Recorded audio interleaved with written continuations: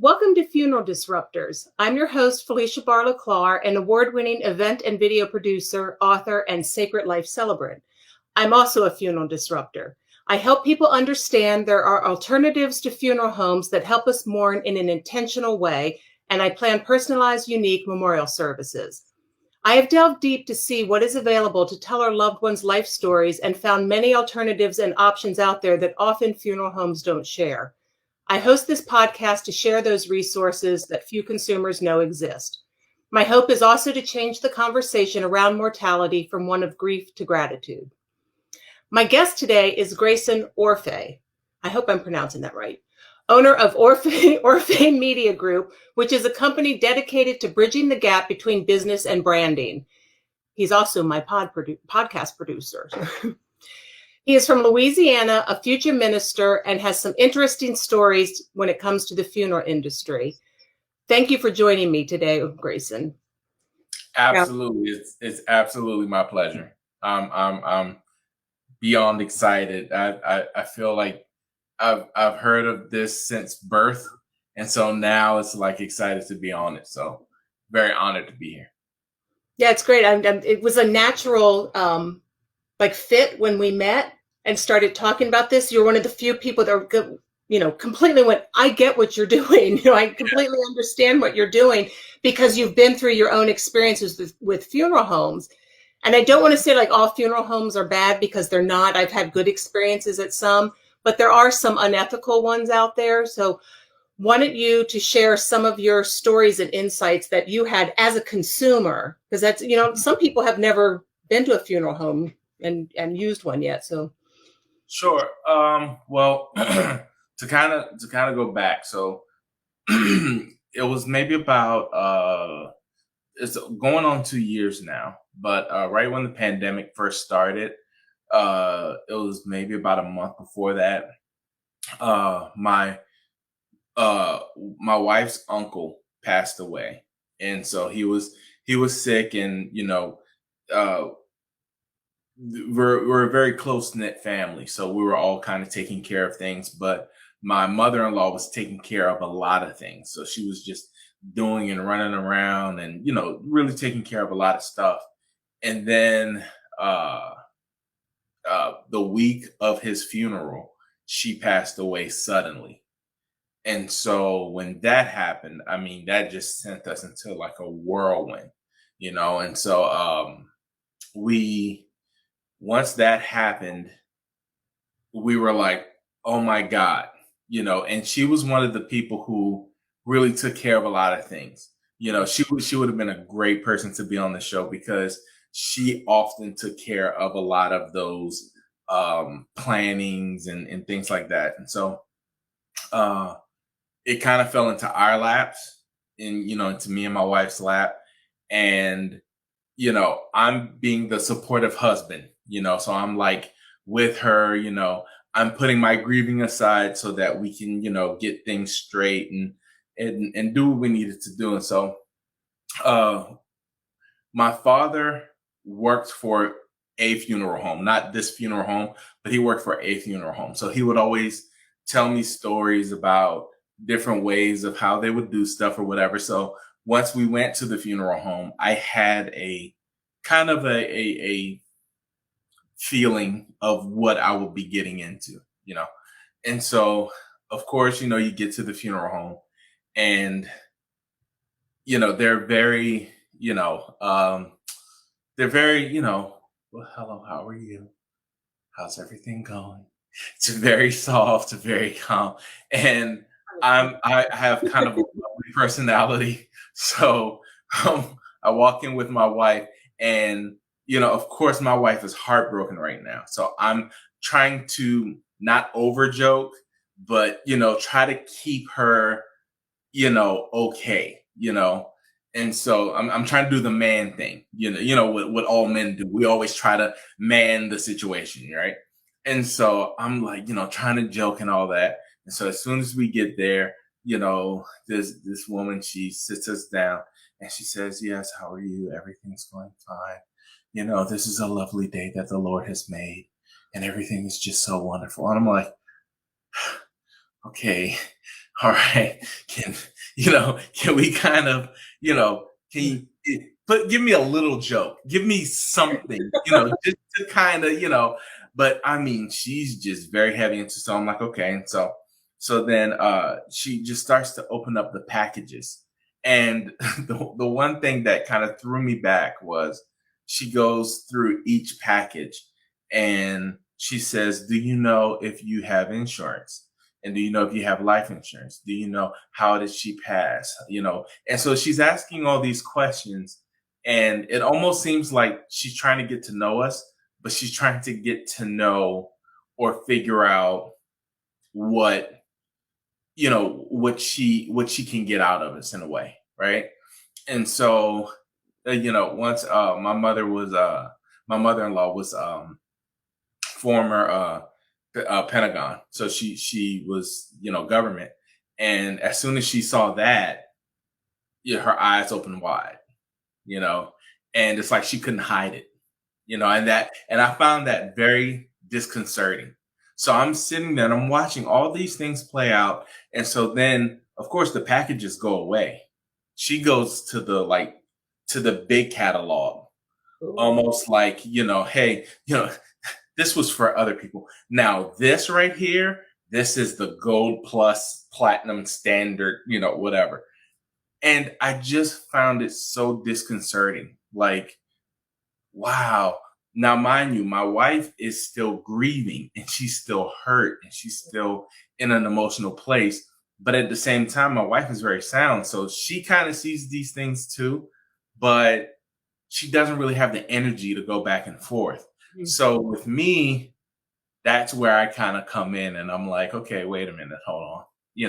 Let's really have this conversation of what you're trying to do. And so the first question was, how much? And she kept asking how much. And it was just, because the way that they put it, we want to know how much you have so that you could send your loved one off in the best way possible. Now, me and my wife were Christians, so we do understand she's not there anymore. Yeah. You know what I mean? Yeah. So, and my mother-in-law was very practical. So she's even talked about,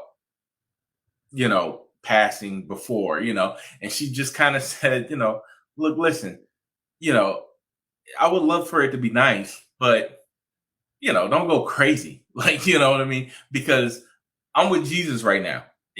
All that is, is for you guys, because that's basically really what it is the funeral is for us. But anyway, to kind of wrap it up, because I don't want to, go too crazy. But we get to the point where we start to go to the caskets and do all of the stuff. And so I was alarmed at the amount for everything. Everything cost so much money. Mm-hmm. And it wasn't like, it was almost like, if you have $30,000, we're going to spend all of $30,000. Mm-hmm. And then on top of that, if there's some extra stuff you can pay for, then, we can set that up on monthly payments. Like, that's what was told to us. And I'm like, wait a minute, like, this is kind of crazy. And so it's almost like when you buy a car and the person starts to talk to you and they're talking very fast and they're talking very aggressive. That's almost how it was. But it was kind of like in the situation, they wanted to be your friend and they gave you the false sense of being your friend and, we're family. But then it just, it went a little different. So it wasn't a negative experience. I do know that it's a business, mm-hmm. but, to me, there's, all business is not good business. So to me, there's a way to conduct good business with your heart. Yeah, I 100% agree with you. 100% about that heart is central to a good business. I'm glad to see there's actually like a declaration out there for some companies that can get this corporate mark or whatever that says that they're a certain kind of corporation where they actually do good. I can't remember Oh yeah. now. I think it's not even just nonprofits, but I see it in a lot of companies I use, which is one of the reasons I use them. And it would be great if they could stamp those on funeral homes so we know. But I mean, you really do have to do your research. And like, what a time for you to realize, like, oh, this is a business and I can see exactly what they're doing. Yeah.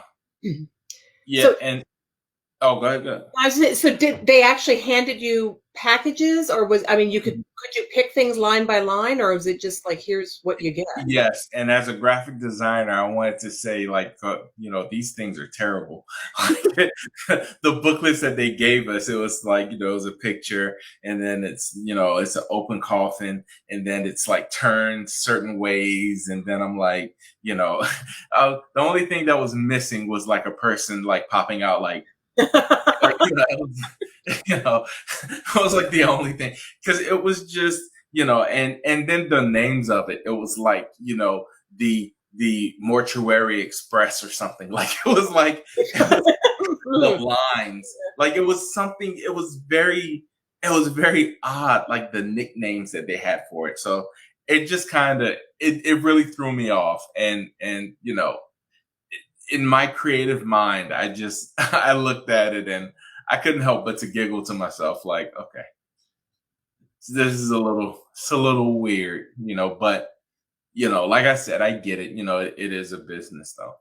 But you know what? Maybe that's like what we have in common. Why we clicked was because I have a creative mind too. Being a producer, and that's when I walked in and having had my sister and my stepfather's funeral so close together, and they literally handed us the same exact templates, the same prayer cards, everything. I picked one. I'm like, this is not creative. This does not express Yes. who my loved ones were. And this Yeah. is the company, and I don't want to say their name, but this is the company that is out there putting all their commercials saying, we personalize your services. I'm like, no, you don't. They're just different templates, Exactly. And it's just, and also being a minister in training, there's a lot of things that you have to go through. And so you go through conducting a funeral and conducting, a lot of different things. And so there are certain rituals and certain ways that things are done, and a lot of it really is for order, and it's for clarity and stuff. But I sat with my pastor, and when we had the conversation, they were at the time, they were basically kind of guiding me through when a person's loved one has passed, you have to stop everything, sit with them, understand where they're coming from, but also be their guard, because that's when the sharks come out. And I was like, me, I'm like, oh my God, like, well, what do you mean? And they're like, well, you're going to have family members that may come out, and, they may start to ask questions of Pope. What are you going to do with this? What are you going to do with the house or the cars? Or what are you going to do with, was there money? And this, it's always that thing. But then, they're dealing with that. And there's hurt that comes with that. But then there's also outside the family, where it's businesses that are coming in, and it's kind of like, I hate to make it sound like this, but it's almost like they smell blood in the water. You know what I mean? And so it attracts them out. And so it's kind of like, they prey on making you feel comfortable so that they can draw everything out of you. And as a minister, and as a person who is really being the voice for the family, you have to be that go-between that kind of stops that. That allows, because that, the person has just had a loss. The last thing you want to do is throw them to the wolves, and, they don't know what's going on. They've lost a loved one. They're all over the place. You don't want to just give them over and have people just suck them dry, and that's just, but unfortunately, people make a business off of people's grief.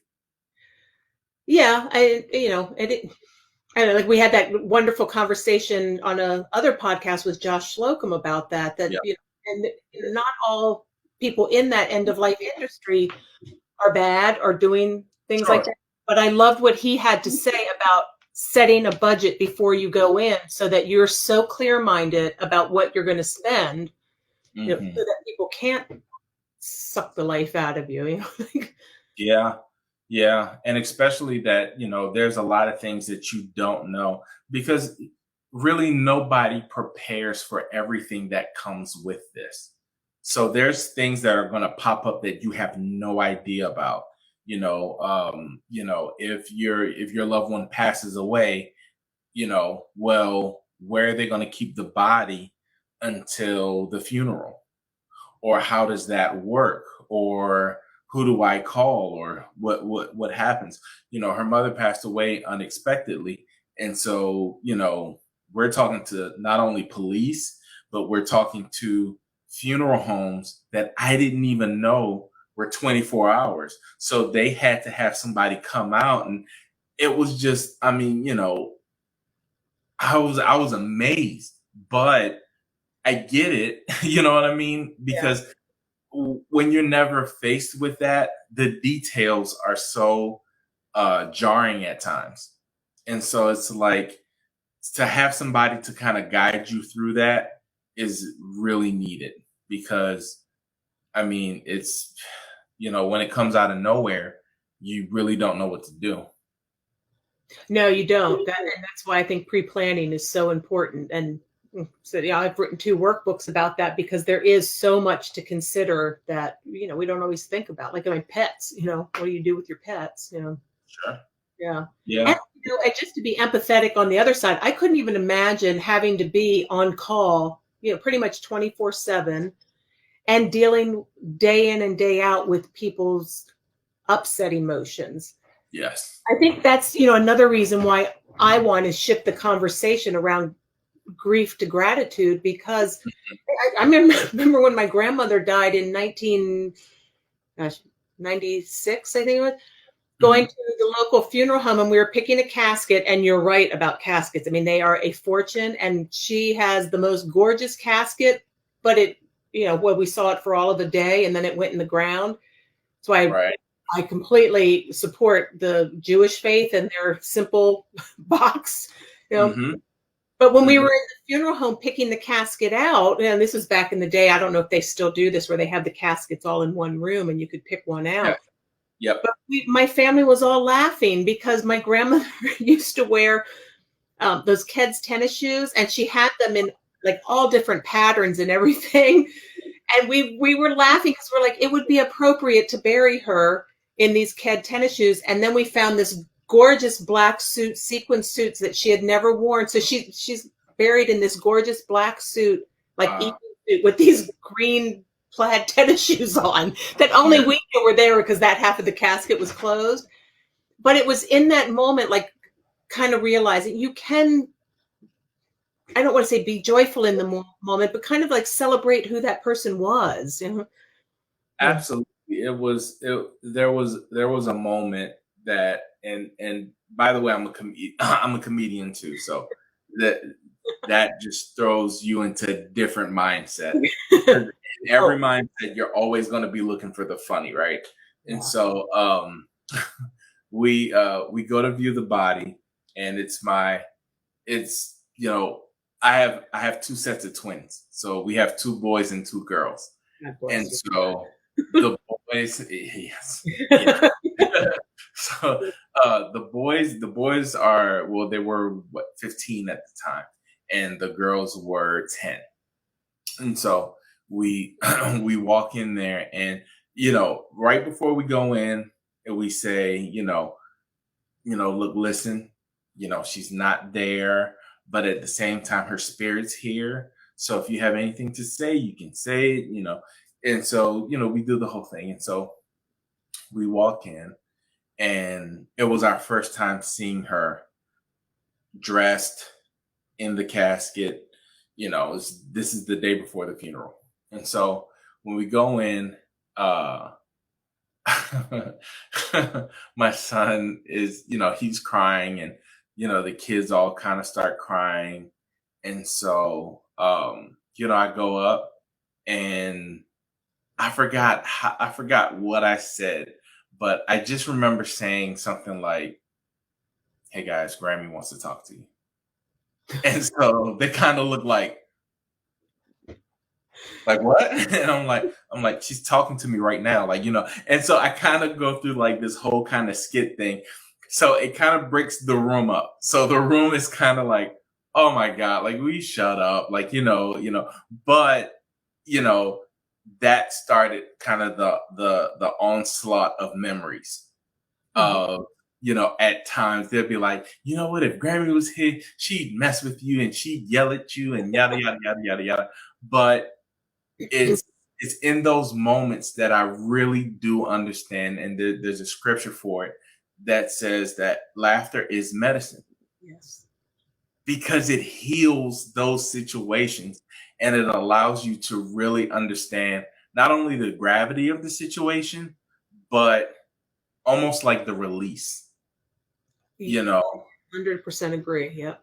It's a feeling of wow. And it's almost like when those moments happen, the world does stop. Yeah. Everything that's on the outside going on, for that moment, the world stops. And it's this almost blissful understanding of wow, life well lived, you can move on. So it's that's where I really do feel like the healing starts. You don't feel it immediately, but the healing does start at that point, at least to me. Yeah. No, I agree. That's like the way I did my sister's funeral, was just that dancing at the end, where it felt like a completion and a beginning for our family to heal in that. Yeah. Dancing, celebrating who she was, because she was that person that would have been dancing on the table. I went out many times with her going, oh God, here she goes again. But to kind of channel her in that moment of like, all right, we're going to do this, Listen, those people, they make your life worth living. Like it's the best, it's the best feeling. The life of the party is just always. Oh yeah, yeah, embarrassing, but yeah, but yeah, but you're right, and that's how I feel that funerals and celebrations of life, memorial service, they should begin the healing process. And I think so many people walk away from them still saddled with grief, instead of that beginning. Yeah.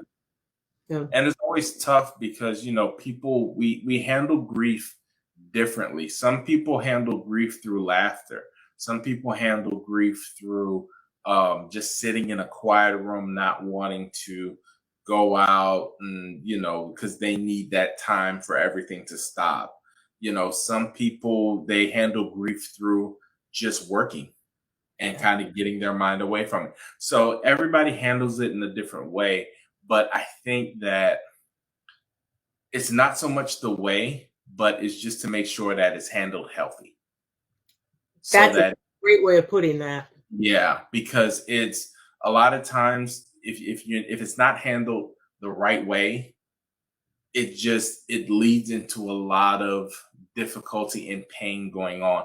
And also people, they put a time period, and they'll it's kind of tough because people will say, well, that happened a year ago, you're not over it, or because I've heard people say this, like, this is, well, her mom died a year ago, or this happened, that happened, like, like it hasn't gotten better. Well, you have to understand, when somebody close to you passes, that's a place that's gone that nobody, no matter who it is, can fill.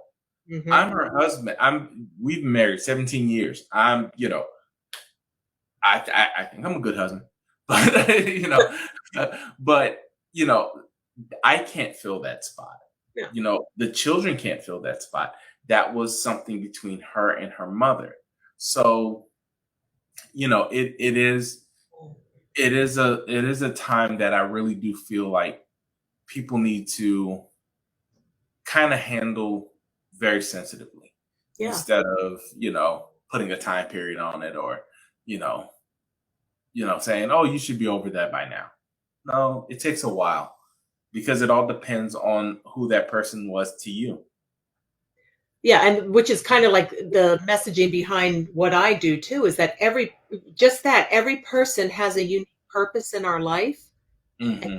you're absolutely right. You can't fill that role with somebody else because they were designed to be that person in your life. Exactly. My Yeah. mother had a relative that said that to her about my stepfather, her husband. Like, you're not over that yet.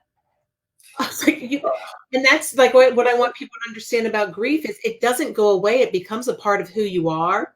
You don't Hmm. have to live in a suffering state about it, Sure. but it does pop up sometimes at the most inopportune times. I mean, Yeah. in the middle of New Year's Eve celebrations, and the wrong song came. Well, the right song came on Oh at my. midnight, and I just busted out in tears. And it wasn't Old Lang Syne. It was Yes. New York, Yes. New York, and that's my stepfather's and my song. And we bonded over that song. So I was like, why are they playing this at midnight? And you're just like, "Oh my God," or it's that moment where, somebody in a grocery store may be wearing the same cologne or perfume, and you Mhm. get that whiff, and then you turn around. For me, it's because me and my mother-in-law, we used to talk trash so much. We used to we used to like kid and tease each other and stuff, and so um I just thought, I mean, it was just, I had a weird thing that happened one day, and just not thinking, I was like, "No, you know what? I need to call Dre." And I picked up the phone, and I was like, "Oh man," and this was like last month. Like, this wasn't like that long ago. So it's moments where you're just like, and Mhm. it's tough, but I think that, just like you said, it becomes a part of you, but also it's how you handle it. Oh, yeah. It's just making sure that it's healthy. It's making sure that it's handled correctly, and it's done in a way that alleviates the pain, Hmm. you Yeah. know. So, Is this something like I didn't know you were studying to be a minister, so that's very interesting. So, mhm. when your mother-in-law passed, were you studying that then? Yes. Okay. Yep. Yep. And I was, it was, what was so weird about it was because we all, were all a part of the same church, and it was in studying it and in understanding what purposes everything, every ritual, the scriptures that you would say, just how you would handle things. Certain people, they'll say, well, they'll hire a minister. The minister comes in, Mhm. and, ashes to ashes, dust to dust. Boom. Hey, you guys okay? You need anything? Great, wonderful. Okay, boom. And then they're gone. But to me, you know, what it was, it's more than that. It's a minister, because no matter what you're going through at that point in your life, like, you and your wife could be at odds, like, things could be going on, just so many things could be happening. If somebody in your congregation or whoever comes to you, and they have a loved one who's passed, your stuff has to go on halt, because that is, for a lot of people, a marker in their lives.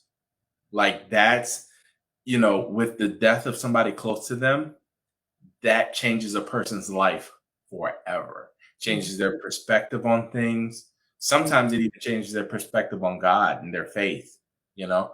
And so you have to be able to understand and be present with them. That's the biggest thing, is to be able to sit with the person, be present, and understand, and have that tact to be able to kind of guide them through the process, be with them, and understand what they're going through. Here we were, and I was very thankful for my passion on this. We were going through 2 funerals. So one funeral was Saturday, and then 2 weeks later was her funeral. And then to just put the icing on the cake, the day after her funeral, the entire United States goes on lockdown for COVID. So we just missed we had a full funeral. And, of course, everybody had, so the first time it was hand sanitizer all over the place. I mean, it just smelled like Purell throughout the entire thing.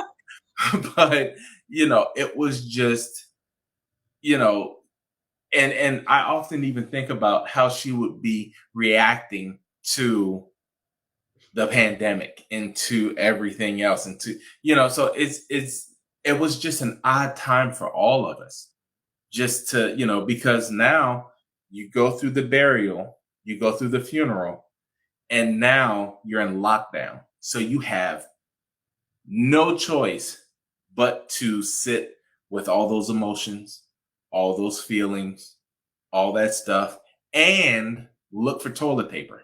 You're like, wait a minute.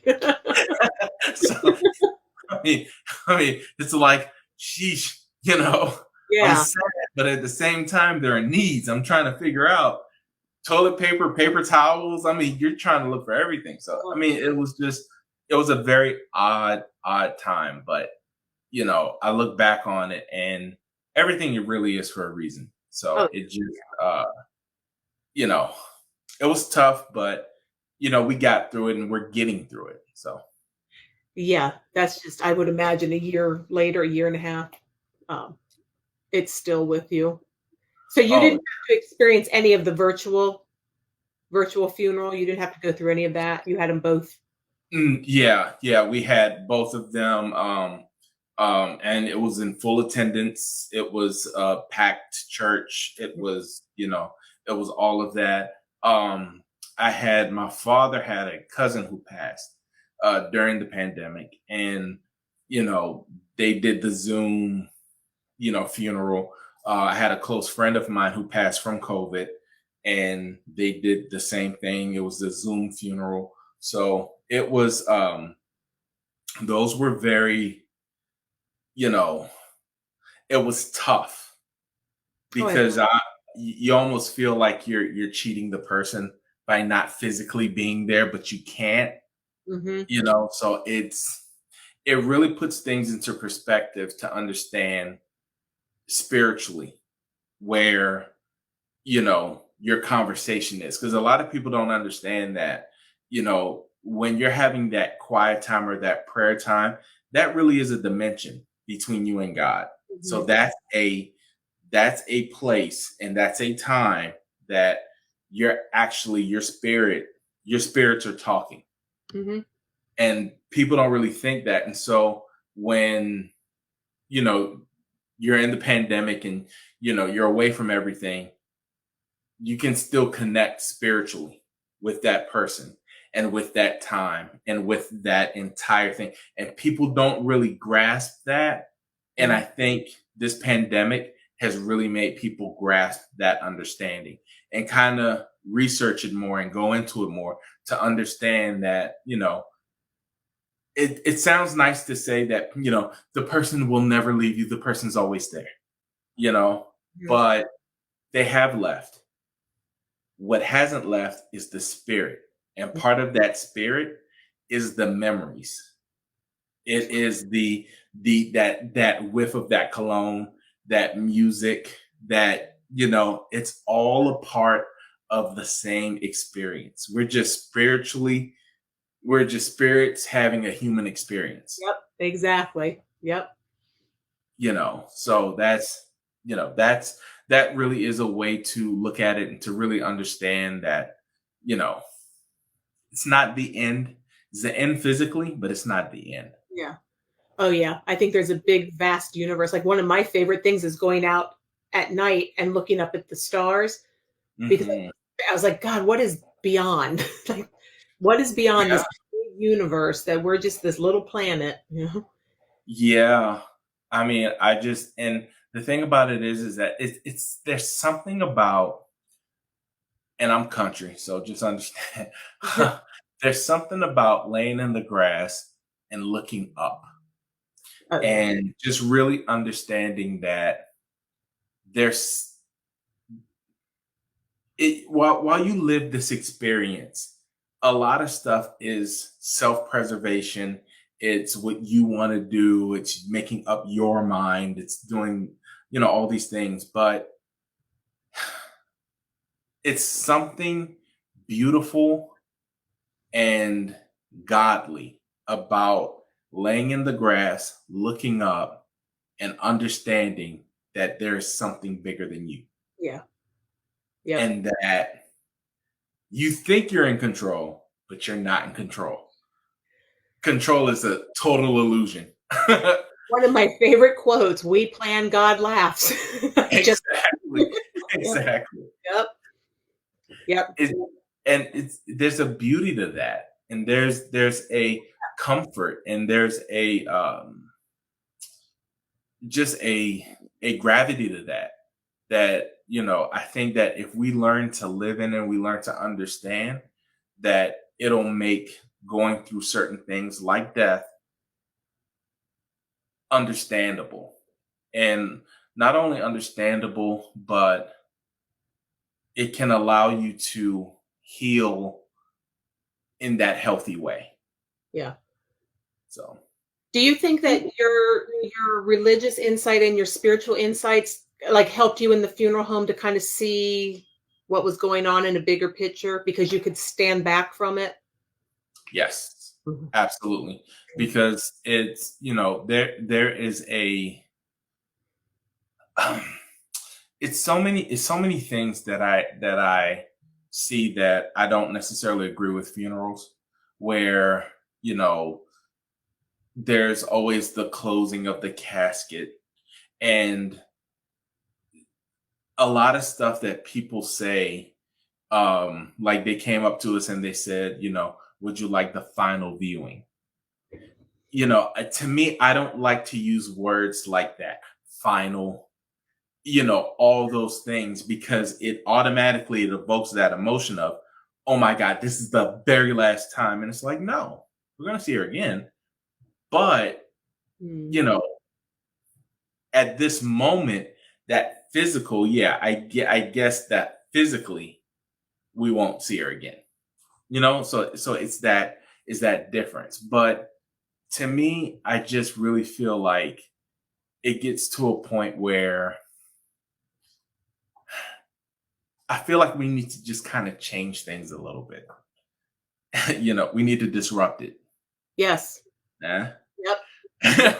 Yes. you know, we need to disrupt it. We need to, change the way that these things are, because especially for your mental health, it is not helpful by Exactly. any means. It just everything. This is final. This is that, and it just evokes the emotion, and it's like, oh God, enough. You Yep. know, Yep. you know. That's what So I find interesting is like, in the last 20, 30 years, like, people like Oprah have come out and people, and express the spirituality and people are all following these spiritual leaders and everything. But we haven't shifted the conversation around death and mortality. I'm like, what do you not get about this whole spiritual movement? What people call woo woo, which I freaking hate that word because it's so derogatory about things that are naturally who we are. hmm But hmm yeah, that's what I'm one reason I'm doing this too is like I've been spiritual my entire life and very aware and conscious of it the past 30 years. right. Like, why are people not following suit with that when it comes to death? Like understanding, just the different more modalities that help us grieve, from breathing to meditation, which is basically what you were talking about. Yeah, it seems like there's a lot of times This is where a lot of businesses kind of get their, I guess, business plan from. Is that they'll know the cure, but they won't give you the cure because they want you to keep coming back. Yeah. So to me, I just feel like there is a way to handle this that will help everyone, but it's not in the best interest of my business. So I'm not necessarily going to drive you in that direction. I'm going to drive you with this. And then what I'm going to have is tradition on my side and say, well, we've always done it this way. Continue to do it this way because this is what we've always done. And this allows me to have my house and my car. One of the statements I loathe the most. Well, we've always done it this way. I'm like, well, think of something new. Thank you very much. Creative minds again. Yes, yes. I mean, it's it's tough, and it really, and I had to kind of not be as sensitive when dealing with funeral homes and dealing with things like this because it was almost like I was feeling bad about humanity. Like, where is your like, how would you feel if, and mind you, they go through it every single day. Right. It's something else for them. They get it, they understand, but it's just, it's just a Tuesday for them. But it's a mark in your life for you because it's your experience. And to me, I'm like, I always feel like your heart has to be big enough to be present for other people's experiences because, we all have one time here. Yeah. Well, So, maybe. And when I say here, I'm talking about reincarnation. yeah. So there's a whole different, it's a lot of belief systems. So I want to be respectful to everyone.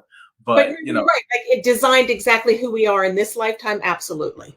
Yeah, like I just feel like we've really got to be able to, and I don't want to get preachy, but at the end of the day, if you could wrap up the Bible in one word, it's just love. Yeah. Like all the other things, yes. All those other things, okay, we get. But the first thing is love. And to me, that love is being present. That love is, when somebody has these situations, being present and being sensitive enough to put business aside and have real conversation. Especially if somebody who comes in and they can't pay and they don't have, health insurance, or they don't have, life insurance, or they don't have things set up.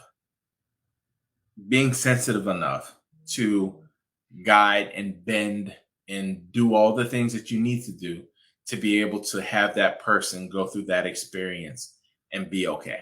I want to shift it a little bit here because you've said both your country, and I know you're from Louisiana. Tell me about funerals, the what I would consider the New Orleans funeral, because that's, my mother's always said that's what she wants. I'm like, that's the way to go out. Yeah, it's the thing about it is that it's that area of the country, especially in Louisiana, especially New Orleans, it's very steeped in religion, spirituality, some places voodoo. So it's all of that. And so at those moments, people will say this. They'll say, God, people from New Orleans, they just party all the time. Now, mind you, I'm from Lafayette, Louisiana, but trust me, I know New Orleans very well. But the thing about it is that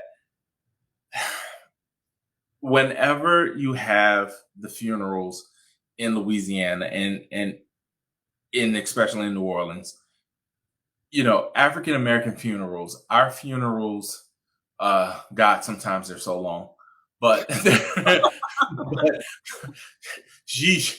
But what it is that there's a mourning, and there's when you hear a lot of the hymns that are played, um, it's dragged very much. So the music is very they drag it. I don't know how else to explain it, but it's it's very slow, very calm, very elongated, and all those things. And so when you have the procession from the funeral home to the gravesite, what it is that it's it could be maybe about, let's say, 3 blocks, right? And so you have the funeral procession, which is the first line is the family, the second line is the band. So what happens is that when you first leave out, you slow the music down. It's very slow. But then as you go, the music kicks up. And then the music continues to kick up. And then the music continues to kick up. And then probably by the time you get to the second block, it's party time. And what that does is that it illustrates the grief process. Of course, the person passes. You feel that passing of the person. And you go through all those feelings and all those hurts and all that. But then you understand that to be apart from the body is to be with God. So then you start to understand, wow, okay, so, okay, so this person isn't feeling the pain anymore. This person isn't feeling this experience anymore. This person isn't here anymore. So you start to understand the freedom, and it's a release that happens. And so what that does is that it doesn't mean that you're like, oh, whew, everything's fine now. Yeah. What it does is that it encourages your spirit, and it helps your spirit to, it's almost like receiving a cool glass of water on a hot day. It's kind of like it's what you need to kind of continue to move on, to now pick up the pieces. And it's the start, and it's the process of, okay, the spirit is now released. Now it's time to pull life together. Let's go to the repast. Let's have those conversations. Let's have those memories. Let's have those things. And now let's move on. And now let's continue to not get past anything, but to move on from this point. Yeah.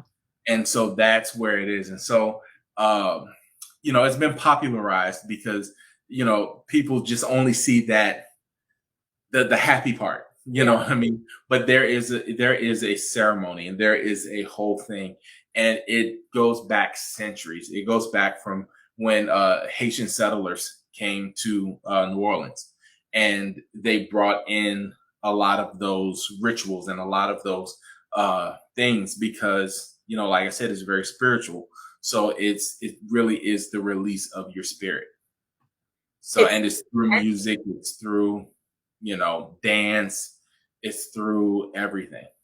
It's what we were talking about before. It's the healing process has begun, and it's very intentional, which I didn't realize how intentional. Oh yeah. It's absolutely intentional. Like it's, you go through it, and, sometimes, I mean, I got to be honest with you. Sometimes I've seen them last up until maybe 4 hours. Wow. And it's, it really is a thing, especially for people who are well known. For people who are, and the funeral processions are huge and all those things. There's nothing like it, because yes, it takes you through the whole process. Yes, you hear the hymns, you hear the music, you hear the wailing, you hear the hurt and the moaning, you hear a lot of that. And, you're going through all those experiences, but then it's the gradual progression of the release and of the laughter and of the joy and of the medicine sinking in, to being able to, okay, now we can move on, and now we can push past, and now we can, get to a point where we can, you know, um, accept it and be able to understand what life is, and that the good times don't necessarily stop. They're altered, but they don't stop. Oh, I love that. I love everything about that. Do you think that came from like, because I know voodoo, I think, originates in Haiti. Do you think it's part of that? Well, it's not really a voodoo thing. It's more so Christian faith. Okay. So in the Christian faith, you're supposed to, um, and this kind of goes back a ways. So I'm really paraphrasing it, but it's like you celebrate at death, but sometimes people cry at births, because it's the you know spirit coming into this world, and then when the spirit leaves this world, that's really the celebration point. So a lot of, especially in that area, a lot of the Christian faith, a lot of the different I'm gonna have to say this. Everybody in Louisiana is gonna punch me in the face for saying this, but it really is like a gumbo of of spirituality, because it's a little bit of everything. Mhm. And it just pulls from everything, and especially during civil rights times. During those times, there was not a lot to celebrate, but at the same time, when that happens and somebody passes, their soul is released. So you're really kind of ushering in their transition. So it's very important for you to do it during slavery time. It's the same thing. You pass away, you're not you're not of you're not under master's control anymore. You're not under that experience anymore, but now you experience true freedom. So it's the ushering of that person's soul and spirit into that next place. So it's very deep and ceremonial, but it also provides healing for the people that are doing it, because we all know one day we're all going to have to transition. Yeah. So we all want to, I guess, be sensitive about it, and understand uh, that it doesn't necessarily have to be a finite ending, Yeah. but to understand that you're going to transition. To transition means you're going to another place. You're not just stopping. Right. So Right. Wow. It's profound. I love New Orleans, and like what you called the gumbo. I was like, that's exactly why it is such an amazing city, or probably the entire state, because there is such a melding of so many different yes. cultures to create one common culture. Oh Which yeah. is amazing, which I wish our country would kind of get that whole thing, but that's a I whole mean, other conversation. I do want to ask you one question, because you mentioned this, and it's something that I've never seen before, until my niece's son last year was killed, and I was watching his funeral on the virtual, Mhm, and it was a Black funeral, and mhm, they closed the casket, which is what it made my niece break down. Is that absolutely. something that they do in Black culture? Because I've never ever been to a funeral where they literally close the casket in front of everyone. They usually I get everybody out of the room and then do it. Well, I've seen it at white funerals too. I've seen it in a lot of different places. I think it's more so of a um I think it's a religious thing. Okay. I think it kind of goes on that thing, but let me backtrack. I think it started out as a religious thing, but then it just became a practice. And for some people, like, that was just a thing that they would do. And it was like, you, after the wake, after everyone has had a chance to pay their respects, they then close the casket so they can go on with the service. So I've only seen that really in, Christian funerals, Oh, or funerals of faith that's similar to the Christian experience. So I've seen it, in that situation. But it's to me, I just, I never, you know, I I don't know. I feel some type of way about it, because I do feel like, when the service is happening, it may be a little distracting to see the body there and trying to listen to what the preacher is saying, or whoever's, administering the service is saying, so I get it, but I just think that it needs to be less of a ceremony to me. yeah. Like, because they do the whole thing where they move slow, and it's almost like, they close it very slow. Now, comedic mind, please don't slam it. Like, okay, like, okay, boom, okay, cool, you're done. Like, I don't want that. But at the same time, I just do feel like sometimes a lot of things are very prolonged, and it's prolonged for the feeling and the, and that I don't like, For me, I had never ever seen that before, and to me, there was something kind of cruel about a mother having to watch her son's casket being closed in front of her. So, yeah. That's just my perspective. Yeah, and I think that it's almost, to me, if you create a better atmosphere, a more lively atmosphere, a more understanding that this is not finite, atmosphere, then I think that kind of brings things together a little bit more. It lifts your spirits a little bit more. Do they do that in the New Orleans style funerals? Mm-hmm. Okay. Mm-hmm. Interesting. Yeah. But it's all different, because, even in some cremations and stuff like that, like it's all different. So to me, I think that it really is kind of up to the family what, Yeah.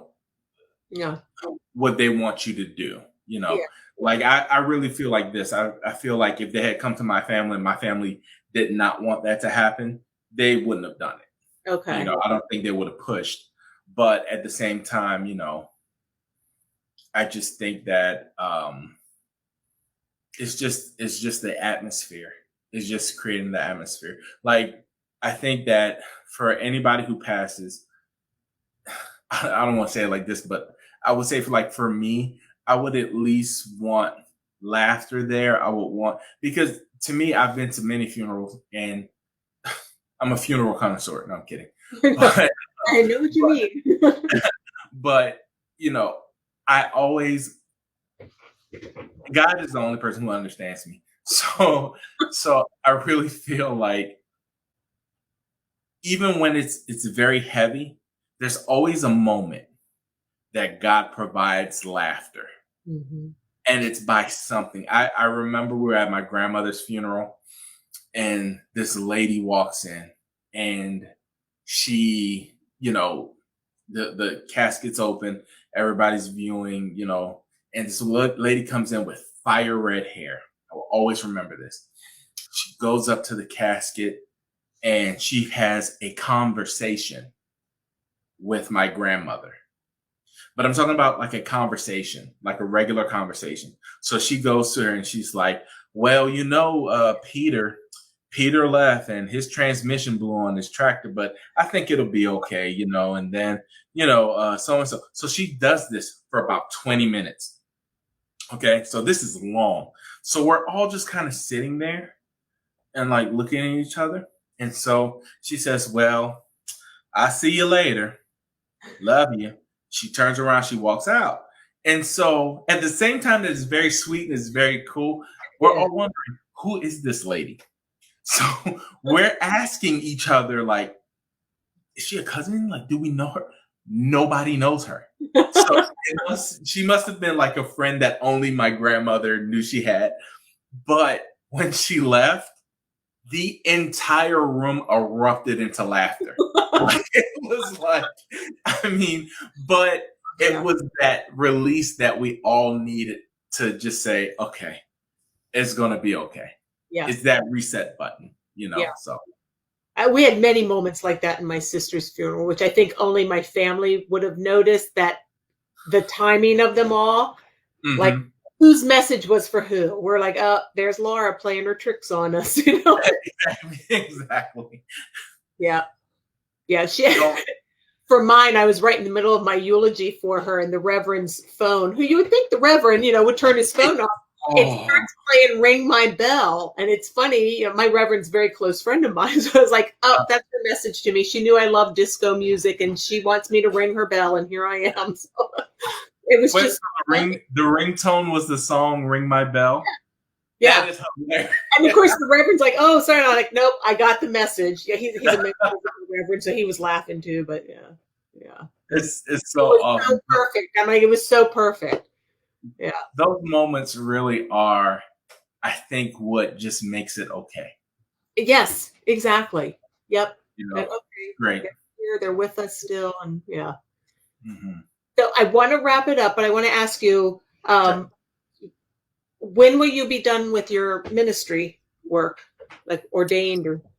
I probably got maybe about a year left.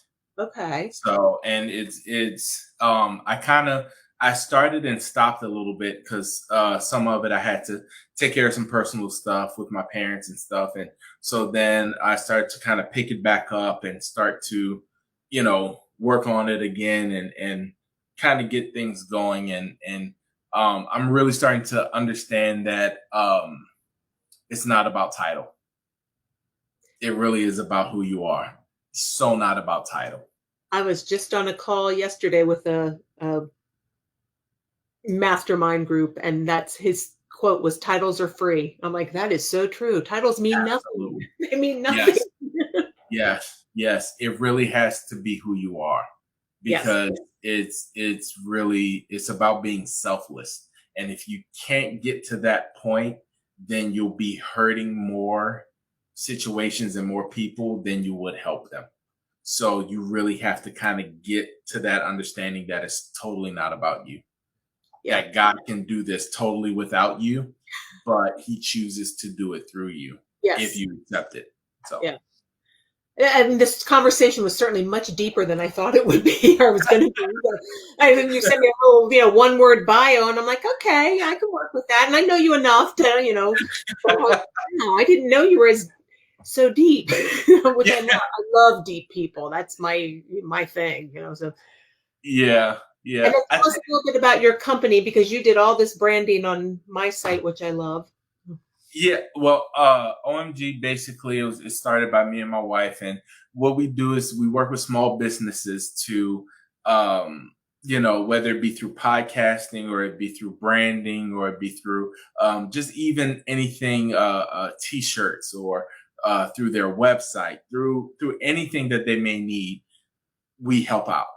We come through, we'll design it, we'll put your brand together, we'll create the entire thing for you to have your whole brand together so that you actually have a thumbprint and you have your identity in the business world, so that now all that's left is you having to promote, but you can't promote anything that doesn't breathe your company. It doesn't show your, who your company is. And that's where your logo, that's where, everything comes into it. So we, what our motto is that we bridge branding and business, because, you really don't have a business without a brand, because, what are you gonna, hi, I'm so-and-so. That's it. Yeah. That's my company. And people are going to be like, yeah, okay, next. You know what I mean? They want something professional looking. They want to know that you're together, because especially if you're providing a service, they want to be able to entrust themselves and entrust their interest with you. So well, and branding is so much more than a lot of people just think it's a logo and a color scheme and all that. I'm like, no, it's an expression of you. Yes, absolutely. Absolutely. You can promote anything, but when people see what it really is, you want them to, you want your logo to reinforce who you are. Mm-hmm. So when they see that, they see you.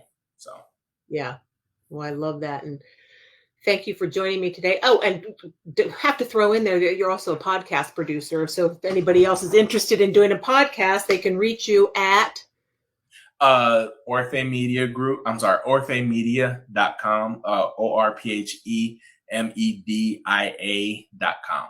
Okay. Thank you so much for joining me today. I'm always blessed, like the people that cross my path and who come into it. So I'm so glad you crossed mine and became one of my guests in the first of this series, which I'm sure there's going to be many more. So Oh yeah, thank you. absolutely. Likewise, absolutely. Yes. So I'd say the privilege of a lifetime is being exactly who we're designed to be, and our life legacy should be honored and shared at the end. I'm inspired to share this information so you have the ability to share your unique story and those of your loved ones in any desire you choose. To guide you in planning, you can find my 2 end-of-life workbooks covering options in the death positive movement on Amazon. And you can also download a free executor checklist from my website covering details from what to do immediately following a death to military service details to handling estate taxes. My website is celebratingthedash.com. Every life should be celebrated for how we live the years between birth and death. Thank you.